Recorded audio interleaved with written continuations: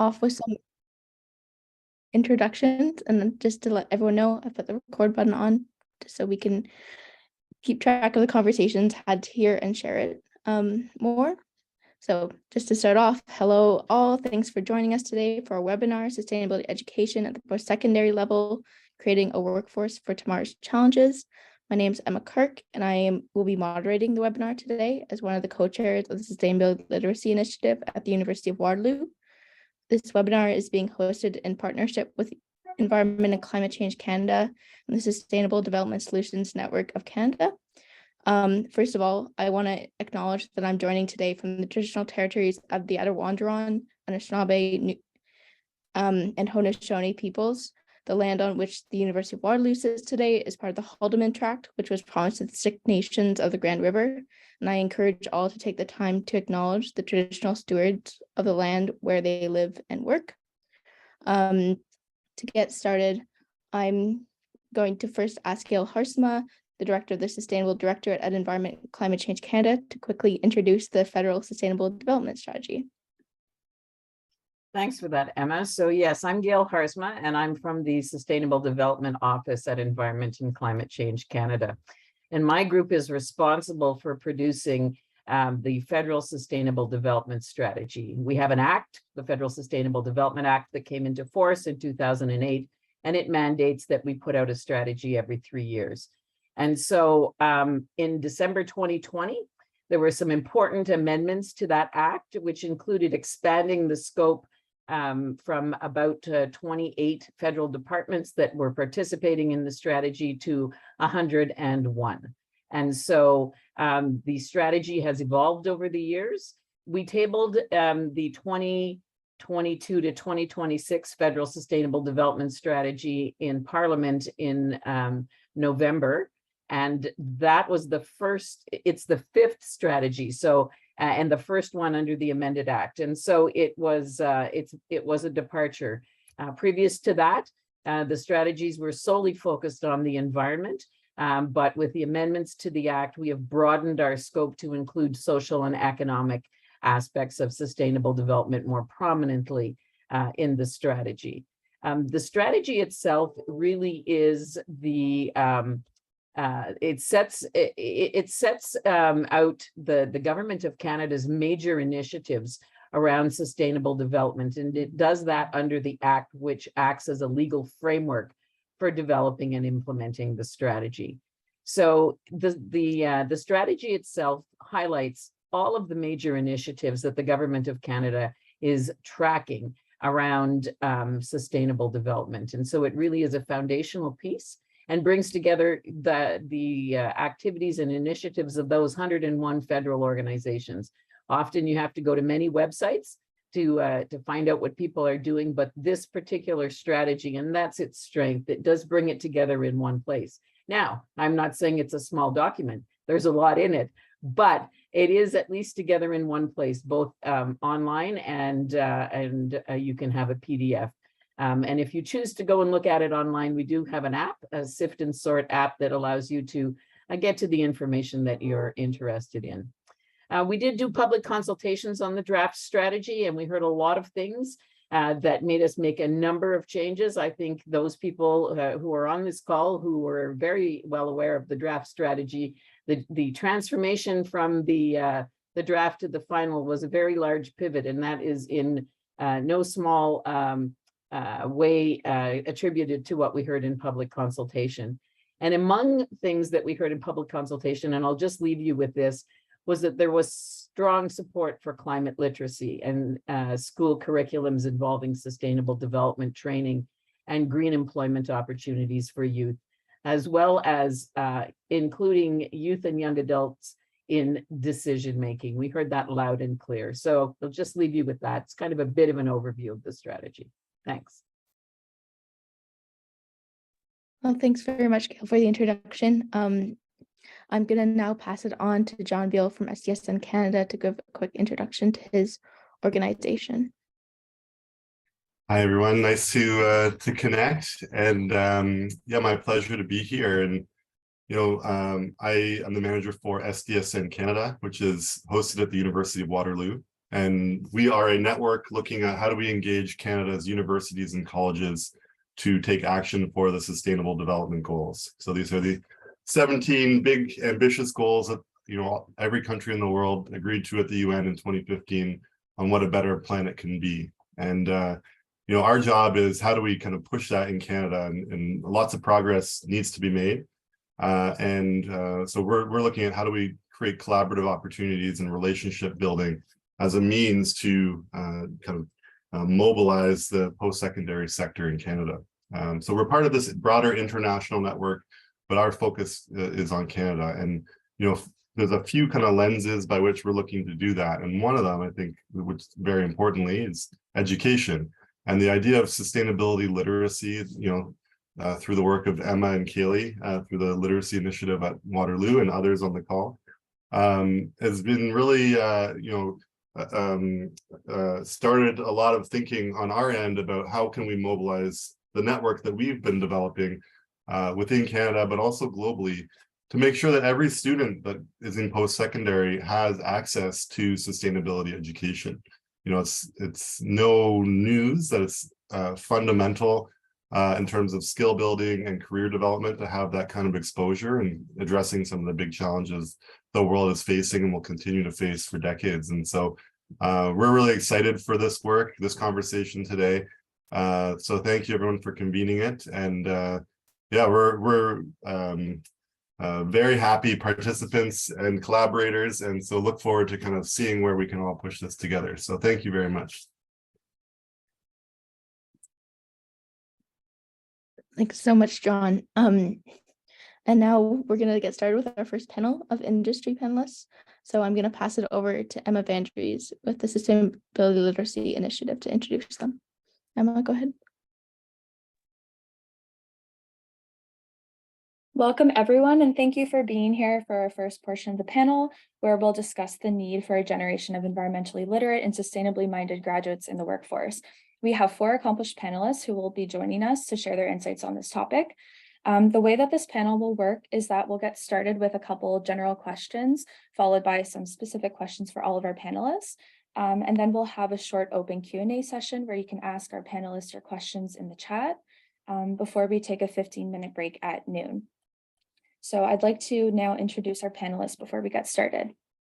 So Gail Haarsma is the Director of the Sustainable Development Policy Division at Environment and Climate Change Canada. She's currently responsible for the Federal Sustainable Development Strategy and Progress Report, as well as implementing the Federal Sustainable Development Act. She has more than 30 years of consultation, engagement, and policy development experience, both inside the federal government and in the private sector. Next is Frances Edmonds, the head of Sustainable Impact at HP Canada, where she's responsible for business development and oversees corporate social responsibility programs nationally. With a focus on sustainable procurement, Frances is driving meaningful change cross-sector to support a more circular and sustainable economic future for Canada. Frances has more than 30 years of experience and is recognized as one of Canada's top sustainability professionals, having received 2 Clean 50 awards, and has led HP to become the most sustainable technology company in Canada. She's vice chair of the Board of Learning for a Sustainable Future and serves as a consultant for academic institutions on sustainability strategies.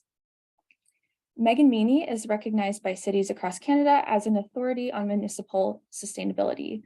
She's been with ICLEI, Local Governments for Sustainability, since 1999 and has worked provincially, nationally, and internationally to advance municipal climate and energy goals through boards and committees like the UN's Global Environmental Outlook, OPA's Conservation Awards Judging Committee, the International Urban Cooperation Project, Federation of Canadian Municipalities, Canadian Standards Association, the World City Project, Natural Resources Canada, and Environment and Climate Change Canada.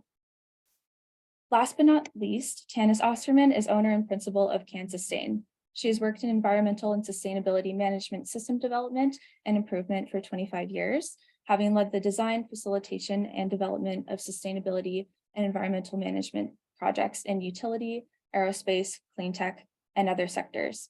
She's provided advice on the most pressing environmental and sustainability issues in the world today, including climate change, municipal planning, ESG, clean tech advancement, corporate sustainability governance, and circular economies. Most recently, she's been appointed as a member of the Expert Advisory Council under the Climate and Green Plan Act of the province of Manitoba.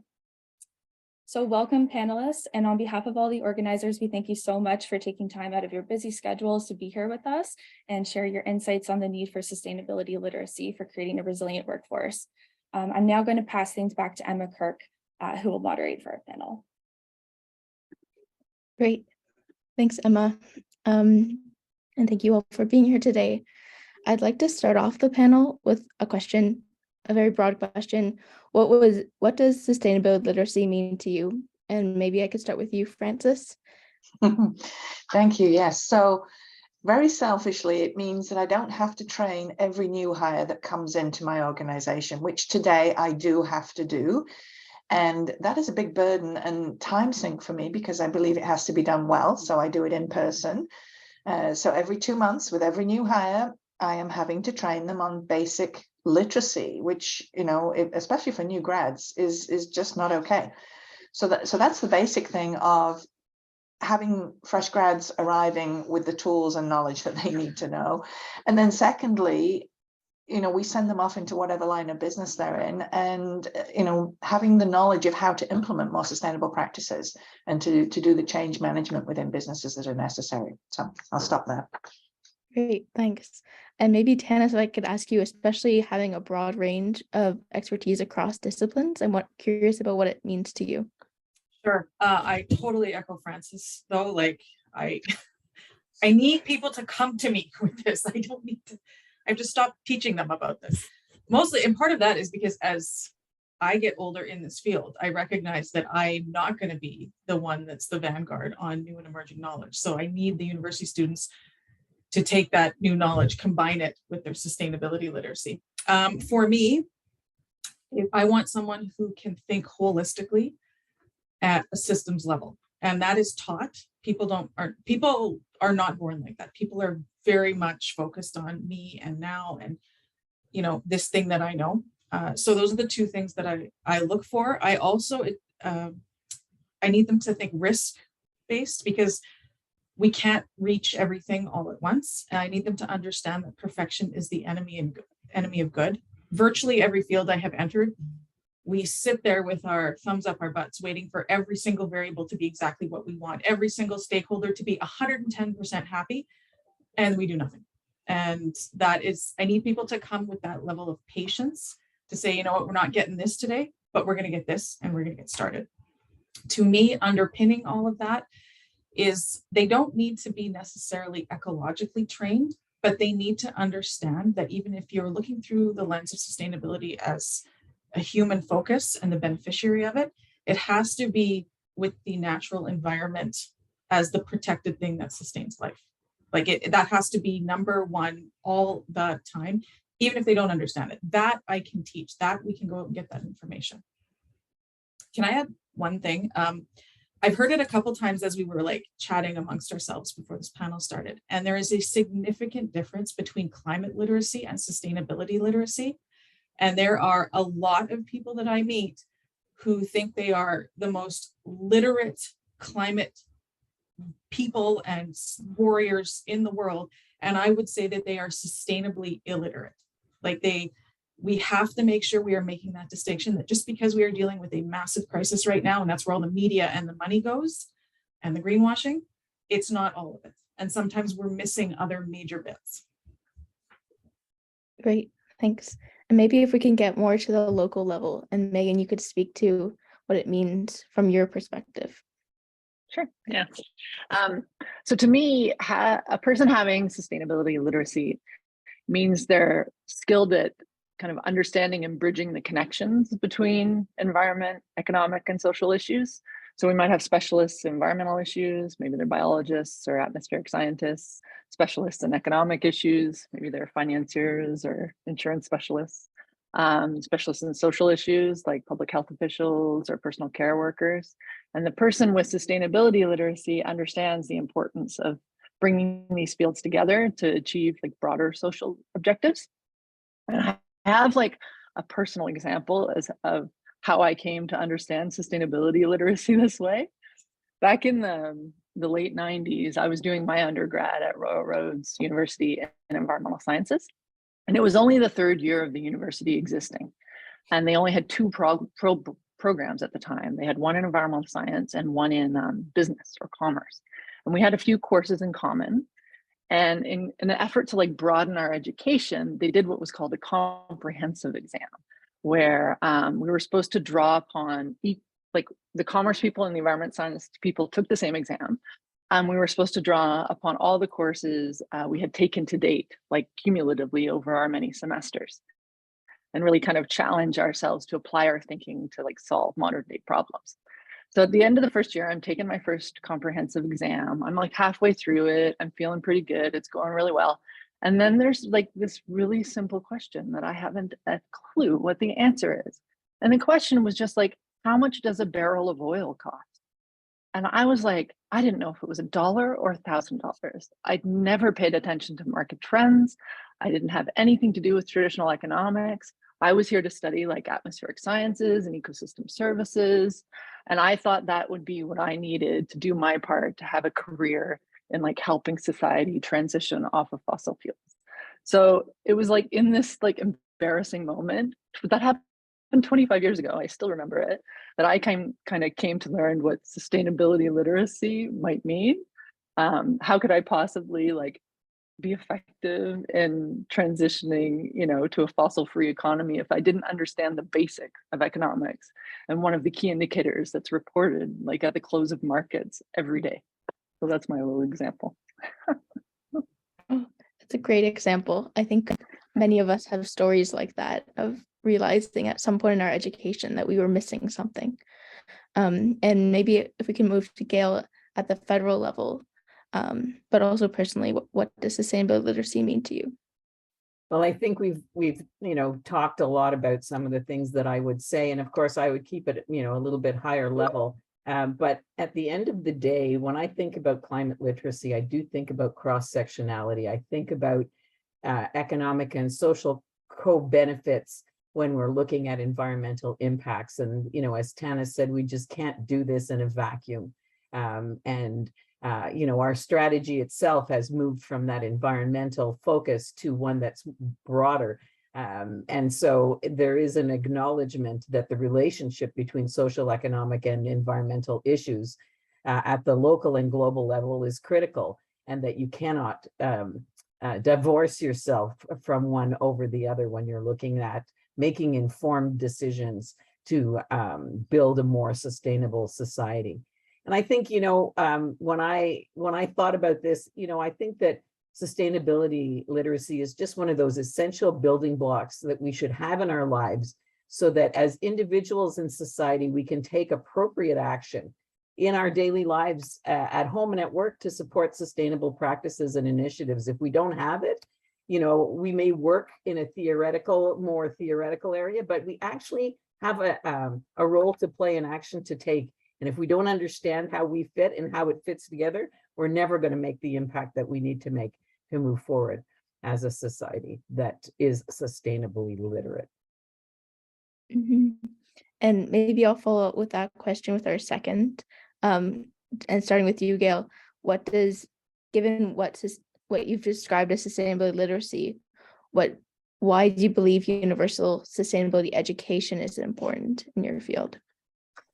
Well, I think maybe, I was thinking about this question and I thought, where do I start? And I can tell you that there is a Employment and Social Development Canada in the Government of Canada is responsible for the implementation of the Sustainable Development Goals and the national strategy. And they are working on a course on the Sustainable Development Goals for the Canada School of the Public Service. And so what you heard from Tanis and from Francis and from Megan is, you'd like to stop training people on the basics.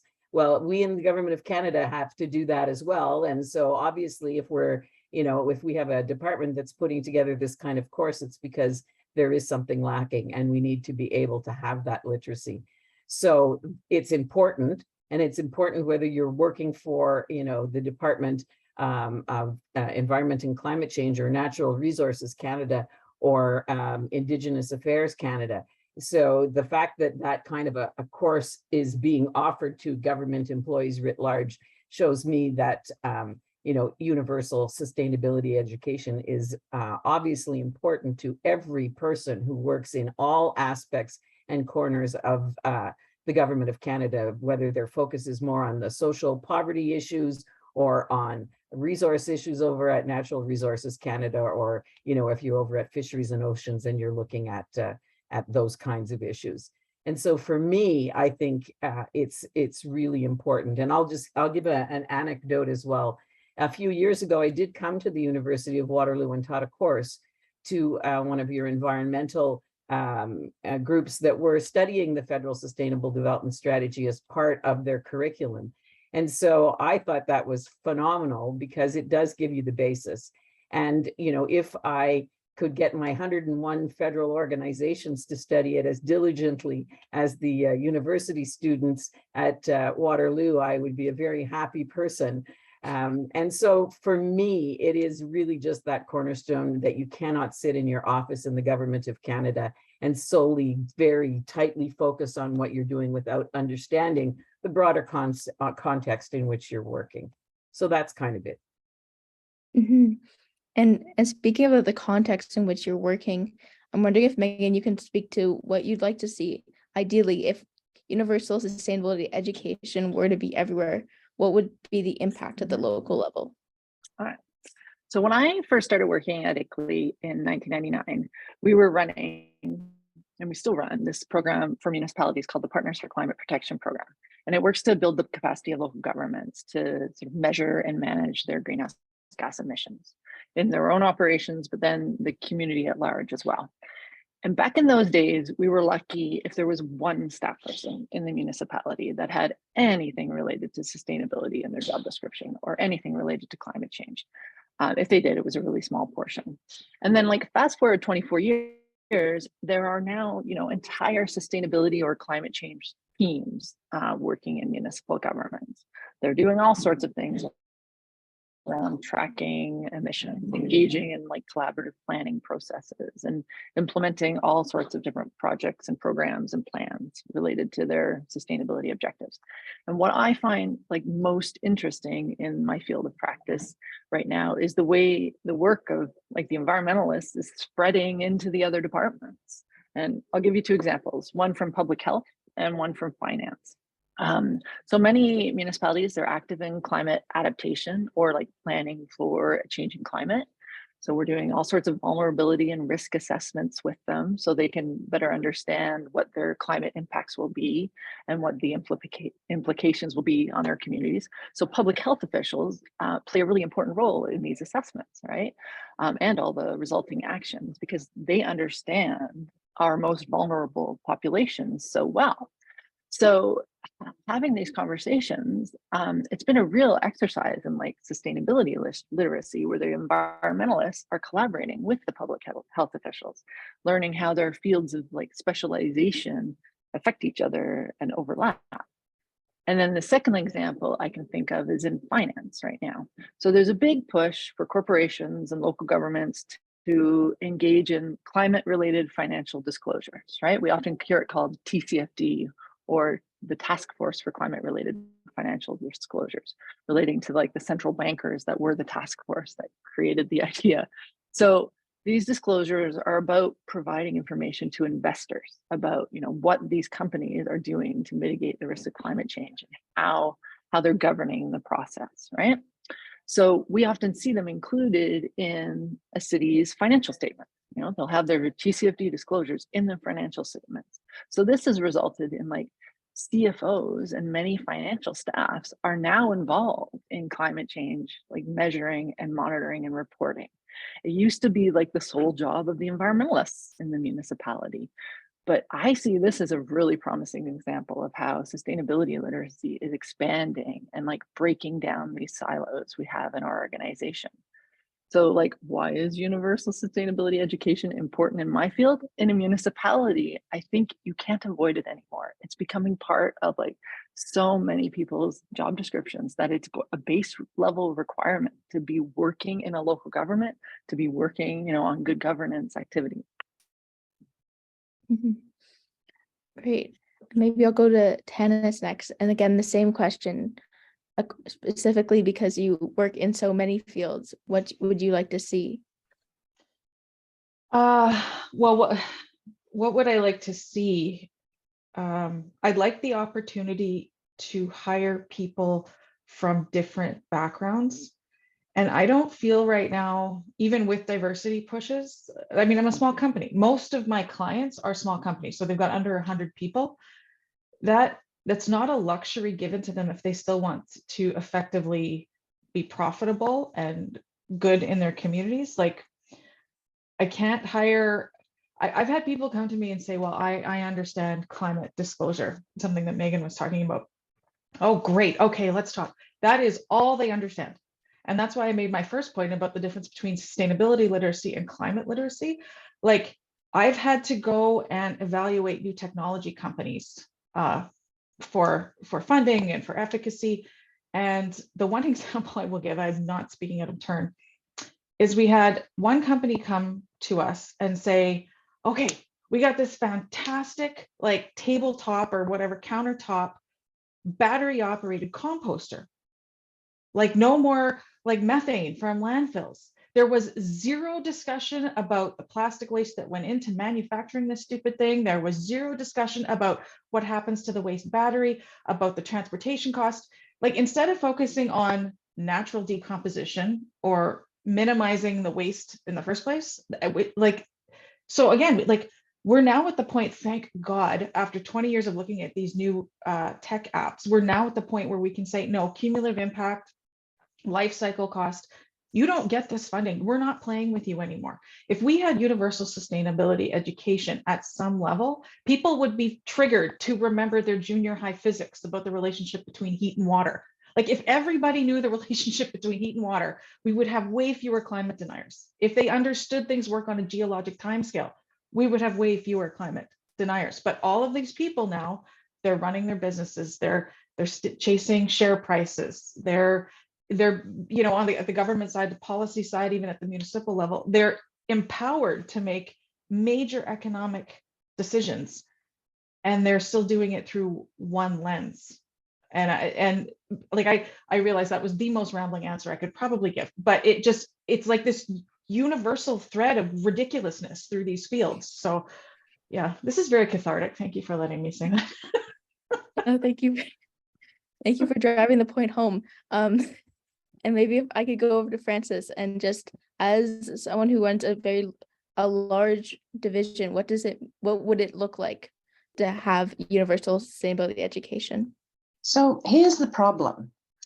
We're Canada's most sustainable technology company. I go talk to a customer, usually a procurement person. They have no concept of what that means or why they should be buying preferentially from a more sustainable company. So WWF estimate there are a million business decisions made in Canada every day. How many of those are made with sustainability in mind? Virtually none. And Tanis said, you know, we're using one lens to make business decisions today. It's just the dollar lens. It needs to be at least a carbon lens to have bifocals, but then we need more, you know, the biodiversity and all the rest of it.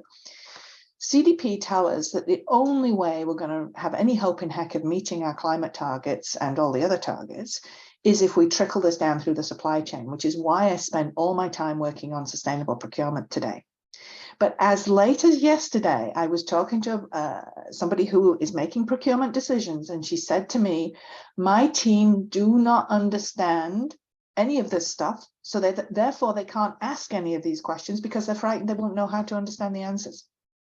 So if our major tool in a capitalist economy is dependent on people making purchasing decisions with sustainability in mind, whichever version of sustainability you want to pick, and they're not confident in doing that because they have no education in it, we've stumbled on a major stumbling block, right? That the capitalist economy cannot work when we have a lack of education. Great. Mm-hmm.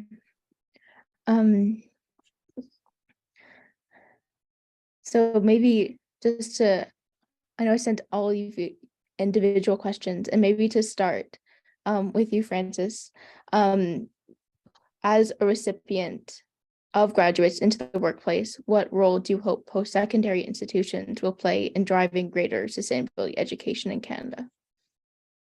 Well, I think it's already been said, we need graduates at all specialties to be climate and carbon and sustainability literate, so that they can see the interconnectedness of things. You know, we teach very much in silos, and sustainability is not a siloed thing. You know, if you look at Gail's report, you know, it's all, and the SDGs do the same thing. And increasingly, I think you're seeing leading businesses, and I think this has already been mentioned, sustainability is not housed in a specialized function. I sit in a sales organization. And if I can show that we can get more sales through being a leader in sustainability, that is a self-fulfilling prophecy at that point, right?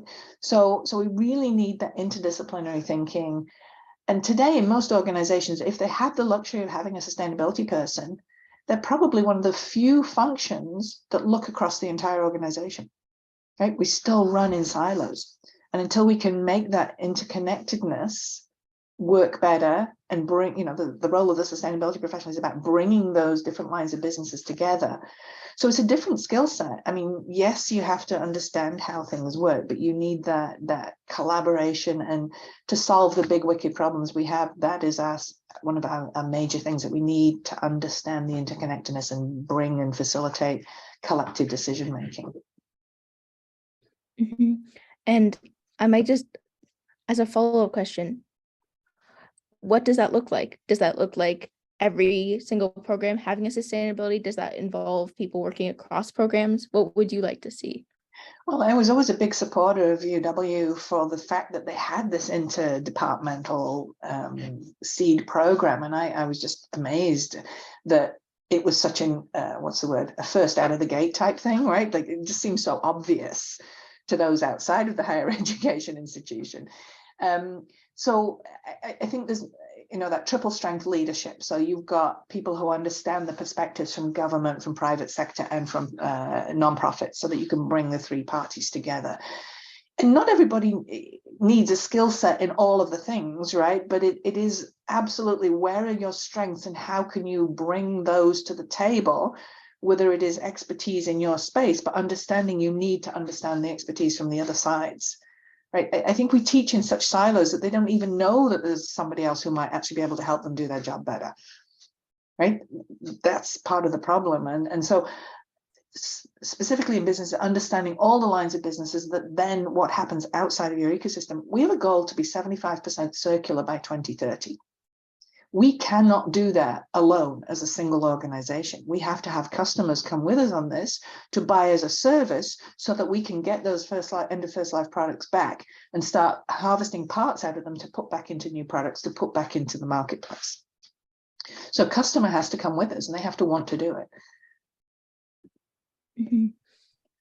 Absolutely. And maybe to go on to Tanis, I just have a question in the chat that's I'd like to ask you. It's how many questions and within what industries would you say, from your perspective, have chief sustainability officers? And if you could talk about the increase in that over time. Sure. So directly in response to the question, in my experience, it is the newer, larger public, both by trade value and like trading on a stock exchange, I mean, not product value, and larger employee multinational companies that will have formal CSO roles. The CSO in those companies, because I speak to a few of these folks, it does look different company to company. Sometimes the CSO is strictly a financial risk management mitigation position. Other times it's full communications. And if it's those people, I don't even like, go away. I can't even at that level, not even a little bit. The rise of it, I actually see it starting to come down again. I'm sure some of my peers on this panel might have similar experiences, but it was, it kind of blew up a little bit. Just when you've been in this long enough, there's certain acronyms and certain titles and certain things that everybody just gets all their knickers in a knot about, and everyone's going to do it. And then, you know, they realize it's not much value in it and they stop doing it. So to Francis's point, I have actually seen an evolution of CSOs sort of devolving the role back down to multiple business groups or multiple programs, just to ensure that it's embedded. Because if you have a systems level thinker and a holistic thinker in the chief chair of a company, no matter the size of it, you don't really need that CSO capacity, because you will know that it needs to be embedded in the different programs. That was the two questions, right? Where is it and how the rise and fall of it? Okay, that's my experience with it. Great, thank you. And then I know you've already answered portions of this, Megan, but if you could speak to more over your time at ICLEI, how you've witnessed the increase in attention played to the role of local governments in driving sustainable development, and how greater sustainable literacy plays into that. Yeah, I love this question because I'm the kind of person, I've been at ICLEI for a really long time, and I love to reflect on the changes I've seen in the industry. And it doesn't always land well, because some people just, haven't been in it as long, or I feel like I'm really showing my age, but I'm glad you asked. So like ICLEI was created in 1994, right? It was a meeting of the UN where they were really sort of concerned with engaging local governments in global processes.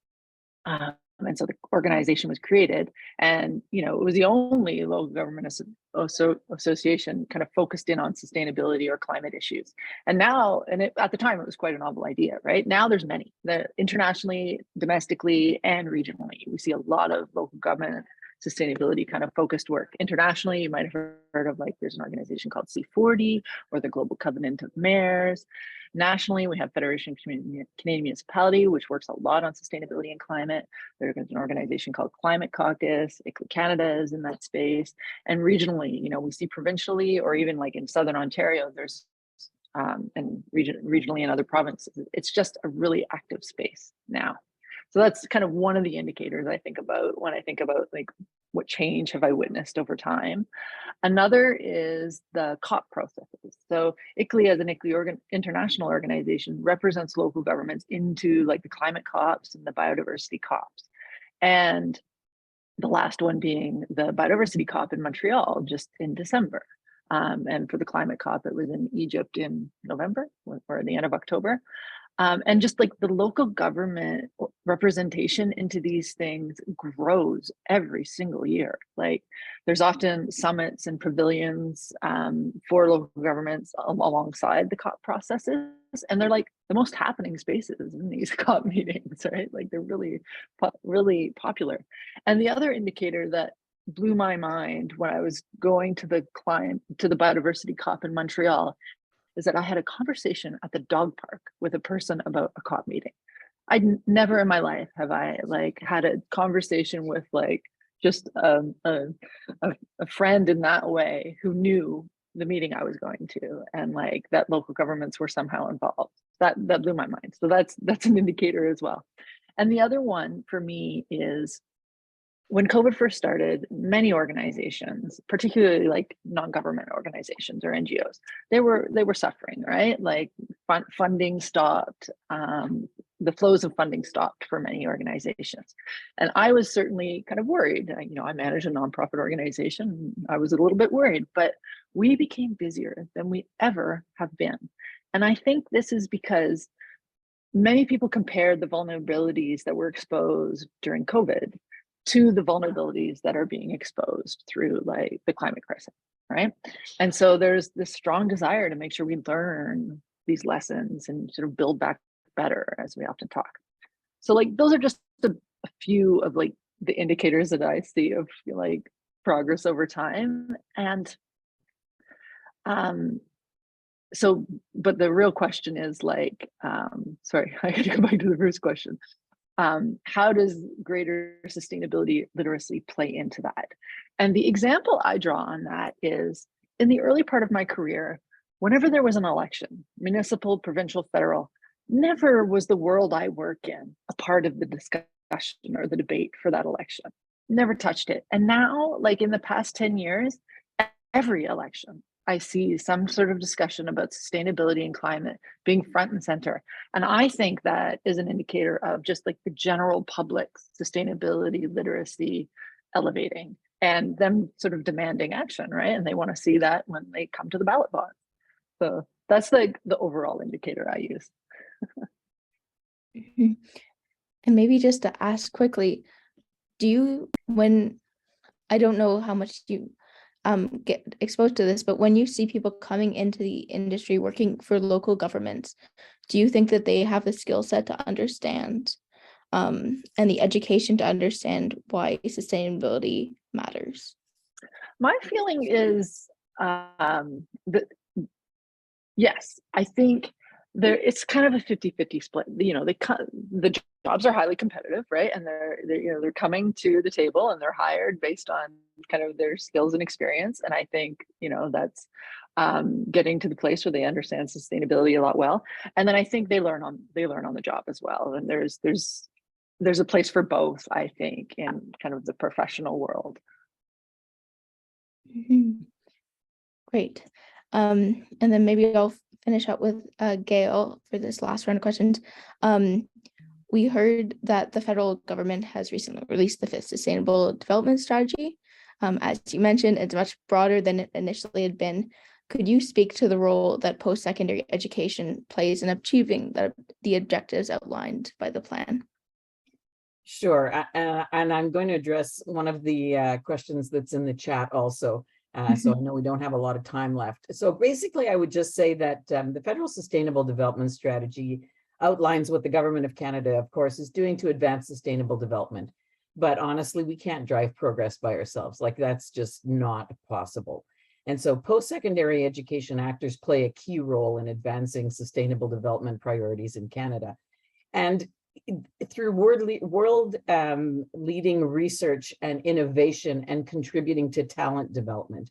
And if you look at the Federal Sustainable Development Strategy, yes, we have a chapter on quality education, and we're talking about supporting environmental research through increasing capacity and leveraging Canadian and international research partnerships. And so that's the area that we need. We need to have people researching the areas that are important. We have a chapter on innovation, and there's also under that chapter an implementation strategy about developing an understanding of the impact and benefits of clean technologies on the Canadian economy to ensure that evidence-based policies and programs are developed.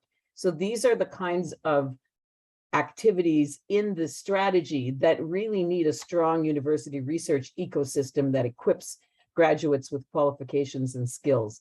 And then if I was to step back just a little bit, it's, having a sustainability education in schools for young adults is important to one of the guiding principles in the Federal Sustainable Development Strategy, and that's about intergenerational equity. And we want to be sure that we are not compromising the needs of future generations while meeting the needs of current generations, without giving youth a seat at the table to remind us of that, because I think it's very important, and we certainly heard it during our public consultations on the strategy. So that's my quick answer to that, but I'm going to go back, and there was a question in the chat about what Francis was saying about procurement. So Francis and Tanis and Megan sit on my minister's Sustainable Development Advisory Council. And each of them came to the table with issues from their particular perspective.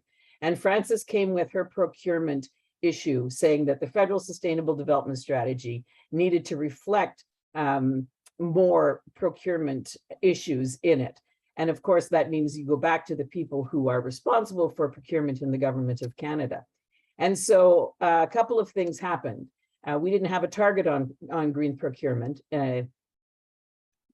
We had a broad one, but not one that was very specific. And so between the draft strategy and the final, there was, with a lot of discussion, debate, and interdepartmental coercion, there is now a target in the Federal Sustainable Development Strategy on procurement.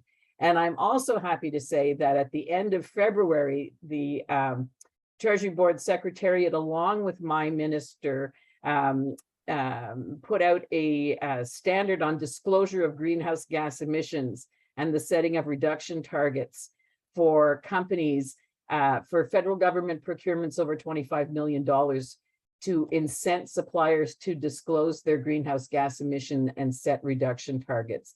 And they also set out a standard on embodied carbon in construction. And while these, maybe don't speak to what we might think of, they are really big deals in the government of Canada, because it's where the government spends a lot of money. And so to have those standards come out, and my minister obviously was listening and heard very clearly that things needed to be done, that the government of Canada is a large purchaser and can set the tone for those kinds of things. And so there is movement. And, I'm sure from France's perspective, it's slow and glacial, but there is movement. And when it happens, it's got a large impact. So that's just to answer the question in the chat. And I've now overspoken my time. I recognize that we are right at noon, but I'm wondering if I could ask one quick question from the rest of you, from Julia Burke, who works at the University of Waterloo at the Center for Teaching Excellence. And I think it's a great question, specifically from people who design curriculum, about what key skills do you want to see? We've heard a lot about systems thinking and lifestyle cycle thinking. Are there other skills that you think of that graduates really need to be coming out of post-secondary education with? Yeah, Tanis. I may have several significant opinions on it. I really, really, really want the new kids to challenge the consumption model. We're all of the age where that's a really hard thing to do, like with the people that we deal with. So in addition to the systems thinking, holistic perspective, patience, for God's sakes, you got to have some patience, but challenging the consumption model. Like we've taught everybody, every single skill set is taught that the only way to profitability is through consumption. And that's absolutely, totally incorrect. But yet they keep coming out of school with this. And then we have to shake them against the wall and say, sorry, that was wrong. They put that in there.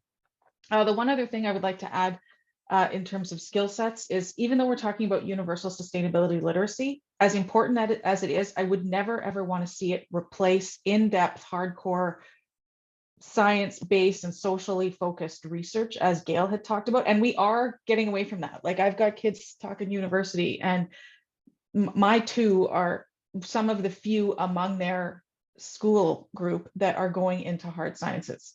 My fear is that we're just creating a bunch of dumber and dumber people, and we need people to go to do the deep dive and do the research and be the critical thinking. That's the other one. Critical thinkers, if we could get people to come out and not take all of their advice from some stupid blog or app, that would be just super. I'd really like that. Thanks. Again, cathartic, really appreciate it. Great. And does anyone else have anything to add? I think I would just like to add, complete agreement, of course, circularity. It's not a new concept, but it is a very foreign concept to most young people today. And it's not just simply about teaching the business models of it. If we're going to practice circularity, it impacts all elements of our lives and our work. So teaching things through a circularity lens, I think, would be very helpful. Great. Yeah, and Gail. Okay, and so I agree with everything that's said, but I'm going to say this. I want really smart people, like Tanis talked about, who are doing a deep dive. I want people to think, like Francis said, about circularity, but I want them to be able to communicate that to people in writing and verbally. And because you could be the smartest person in the world, if you can't tell me what you're doing to make it real to me and make me understand, it's not helpful. And so please, please learn how to write, learn how to speak. It's so important. Spelling. I can't believe I'm having this conversation with people. Can you please learn how to spell? And I think there's probably something that they can teach us too around, we might be writing policy briefs, but we need to write it on TikTok, right? There's a new way of communication that, the old folks like us aren't really deep inside, that will need to come to the forefront as well. I'm really not the old folks that aren't on technology. I refuse to be old. Oh, I feel like that's a great way to end off this first part of our panel. And thank you so much to all of you for coming and sharing your perspective, your knowledge, and what you're seeing in the industry and helping us make the case that we want to have more sustainability education within our curriculums. So thank you so much. Thanks for the opportunity. Yeah, and just for logistics, we're going to take a quick 10-minute break now. And we're going to come back at 12:15 with a really excellent panel of the students that are leading change in their post-secondary institutions, and hopefully pushing our post-secondary institutions to do more than they might otherwise, and making the workforce that you all seem to want to hire. Anyway, thanks, and we'll come back at 15 after.